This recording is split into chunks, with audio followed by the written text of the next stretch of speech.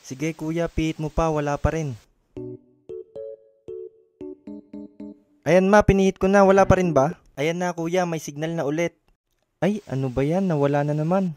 Nakakainis naman tong TV na to eh. Hanggang ngayon walang signal. Ano ba yan? Naalala ko noon, nung elementary pa ako, tuwan-tuwa ako pag bakasyon na. Pag bakasyon kasi, magagawa mo lahat ng gusto mo. O nga pala, mag-subscribe ka muna. Dahil nga bakasyon, maaga akong nagigising. Maaga pa lang, tumitilaok na yung manok ko. Naalala ko nun, sa sobrang tuwa ko, di ko sinasadyang naapakan ko yung alaga naming pusa. Kaya ayun, bigla na lang akong kinagat. Kaya bumiyahe kagad kami ng papa ko. Apa, parang may pila ata dun. Ay, oo nga pala anak, pero bago yun, kumuha ka muna ng numero dun sa may counter. Miss, pwede po bang magtanong? Dito po ba yung kuhaan ng numero para sa pila? Oo nga, dito nga yon. Pero bago yon, ilista mo muna yung pangalan mo sa papel. Pakilagay na lang din yung cellphone number mo. O Pogi, ito yung numero mo ha, wag mong iwawala. Maraming salamat po miss. At yun na nga, dahil sa kalikutan ko, nakagat ako ng pusa. Kaya sobrang pag-aalala sa akin ng mga magulang ko. Kaya kayo, mag-iingat kayo. Mahirap daw kasi makagat ng pusa. Pag nakagat ka daw kasi ng pusa, mababaliw ka lang sa kanya. Joke lang po. At yun na nga, abang nag-aantay ako, may kinausap lang ako, nakatabi ko. Kuya, pwede magtanong, ano po yung kumagat sa inyo? Sa akin ba? Napadaan lang ako sa kalye tapos may kumagat sa aking aso. Ganun po ba kuya? Sa akin kasi yung alaga kong pusa. Habang nag-uusap nga kami ni kuya, hindi ko namamalayan, nakatulog na pala ako. Nagising na lang ako nung tinawag na yung numero ni kuya. O sino na yung kasunod? Pumunta na dito. Pakibilisan marami nag-aantay. Huwag niyong sayangin oras ko. Ay, kanina pa pala ako tinatawag. Dok, ako na po yung kasunod niyan. Diyos ko po, kanina pa kita tinatawag.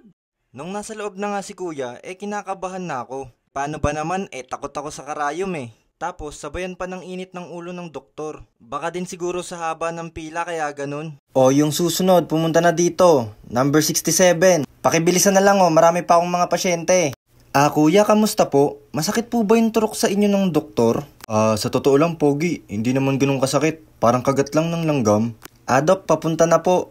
Iho, pumunta ka na sa loob. Dok, ako po yung number 67. Pasensya na po kung medyo natagalan. May tinanong lang naman po ako saglit dun sa nauna sa akin. Sige, umupo ka na dyan. Nga pala, ano nga pala yung kumagat sa'yo? Dok, yung alaga po naming pusa. Teka ha, kukunin ko lang yung gamot. Iho, kailan ka ba nakagat na itong pusa mo? Dok, sa sobrang excited ko po kasi gumising. Tumalon-talon po ako. Tapos yun, di ko naman po alam na nandun yung pusa ko. Tapos bigla na lang po ako kinagat. Iho, ikaw ba ay nakikinig? Ang sabi ko, kailan ka kinagat ng pusa mo? Hindi yung ikwento mo pa yung nangyari sa'yo buong maghapon. Ay, pasensya na po, Dok. Nadala lang po ako ng kwento. Ano ba yan? Nakakahiya? Nakagat po ako ng pusa ko nung umaga. Pinapagalitan nga po ako ng mama ko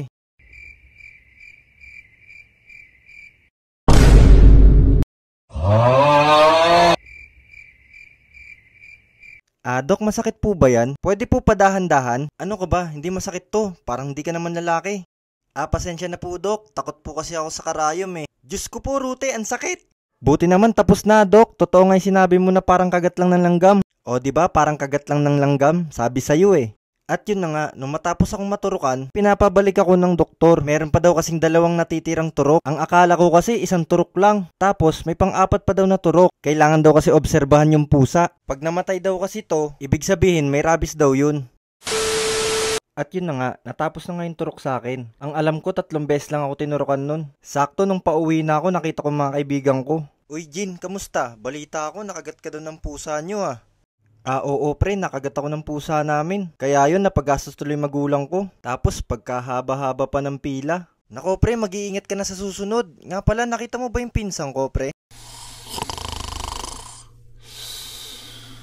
Si Tunying ba pre? Hindi ko napansin Baka naman may pinuntahan lang pre. Nga pala, bakit mo hinahanap si Tunying pre? Sana nga pre, hinahanap kasi yun ng tita ko Siya dapat kasi bantay dun sa tindahan Nga pala pre, ano nga ba yung sabi mo? Yung sabi mo na may sideline ka? At saan naman yun? Di ko pala nabanggit sa'yo pre, dun yung sa bahay ng tita ko. May tindahan kasi ng kape dun. Kaso medyo matumal pre. May mga nagre-reklamo kasi pre. Bakit naman? Di ba ikaw nagbabantay dun? Siguro kinukupitan mo no? Uy, di ako nangungupit dun pre. Tsaka isa pa, honesty is the best policy. Kala ko naman nangupit ka na. Ano sinabi mo na matumal at may nagrereklamo sa inyo? Paano? May nagrereklamo kasi. Napakapait daw magtimpla ng kape. Baka naman kulang kasi sa asukal, pre, kaya ganun. Bakit di mo kaya tanongin yung customer, pre? Tanong mo kung may asukal o wala. Ako, pre, alam mo ba, imbis na patubo, palugi eh. Kaya nga galit na galit yung tita ko ngayon. May mga kaibigan kasi ako na hindi paglalaro ang inaatupag. Palagi kasi nilang sinasabi sa akin na ang paglalaro nandyan lang. Pero yung kumikita ka na habang bata pa, malaking bagay na yun. Kaya pagpasok ka na sa school, nabibili nila yung gamit nila. Ako kasi pre, wala pa akong pinagkakaabalahan ngayon eh. Baka magbakasyon din kami sa lola ko. Balita ko kay Jobert pre, malaki daw kinikita nun ah. Pinagyayabang niya nga sa akin pre yung trabaho niya eh.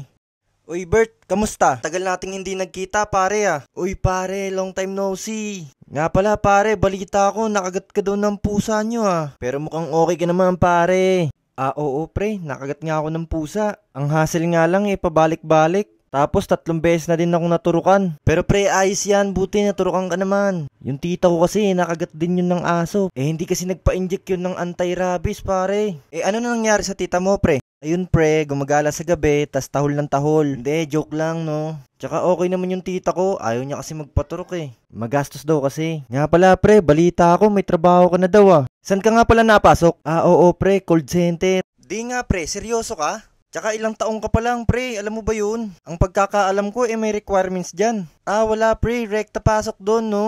Hiring pa nga daw sila pre, sabi sa akin. Matanong ko lang pre, ano ba ginagawa mo doon? Wala pre, tatayo ka lang doon. Tsaka isa pa, pwede mo silang sigawan. Highway, kabuyaw, bayan. Dalawa na lang, aalis na to. Highway. Buang ka pala ka no? Wow call center. Hindi ba call center tawag doon pre? Ayun kasi sabi sa akin ni Tunying. Hindi kasi call center tawag doon pre, call center. Tsaka isa pa, yung sinasabi mong call center, dispatcher tawag doon, ano ka ba? Walang mo talaga to si Tunying, pre, barbero. Naniniwala ka kasi kaagad, pre. Alam mo namang barbero din yun.